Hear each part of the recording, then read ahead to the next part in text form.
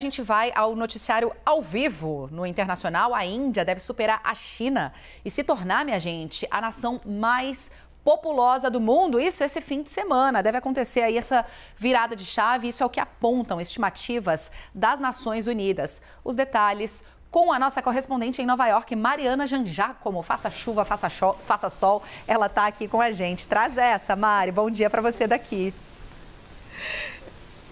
Oi, Stephanie, bom dia a todos. Pois é, sábado chuvoso aqui em Nova York e essa notícia, né, que deve mudar a geopolítica e a dinâmica, né, da geopolítica entre os países, de que a Índia, então, a população da Índia deve ultrapassar a população da China.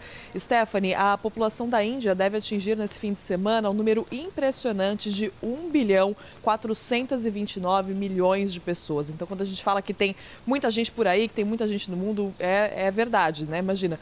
Só na Índia, 1.429 milhões de pessoas. Como que chegamos, então, a esse ponto? Bom, reflexo de décadas de políticas restritivas de natalidade na China, a política do filho único, né? Aquela política da China que impedia que as pessoas tivessem mais de um filho para evitar ali a sobrecarregar o sistema de bem-estar social do país, a economia estatal, política que acabou desde 2021. As pessoas podem ter até 3 filhos na China. Então, isso fez com que a natalidade, com que a população chinesa diminuísse. Por outro lado, a Índia vê ainda hoje os reflexos de uma taxa de natalidade que na década de 60 era de 6 filhos por mulher.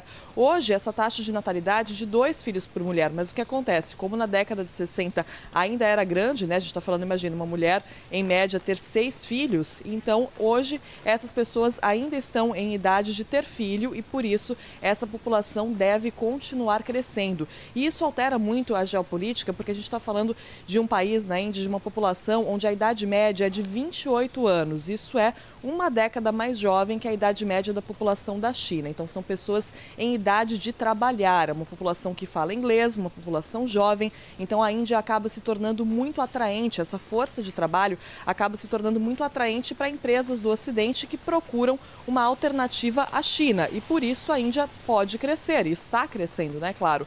Agora, os analistas dizem que a Índia ainda precisa de mais políticas para poder capitalizar ainda mais em cima disso, em cima dessa população jovem, dessa força de trabalho. Muitas desigualdades no território indiano. Essa taxa de natalidade mesmo é maior na região norte do país do que na região sul, por exemplo. A região norte ainda depende muito de agricultura, então os especialistas dizem que a Índia realmente poderia ter políticas para aproveitar mais tudo isso, levando em conta que uma hora esse crescimento vai começar a descer, né? Porque, como eu disse, hoje a taxa de natalidade é de 2 pessoas, é de 2 filhos por mulher. Então, em algum momento, a Índia vai parar de ter essa população tão grande, né?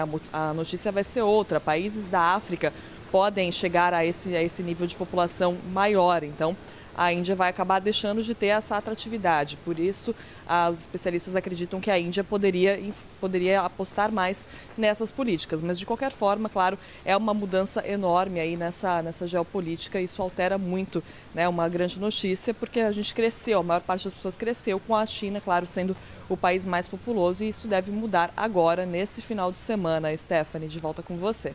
Pois é, uma mudança de paradigma, né? A gente vai ter que atualizar todas as tabelas sobre a população no mundo agora com a Índia passando.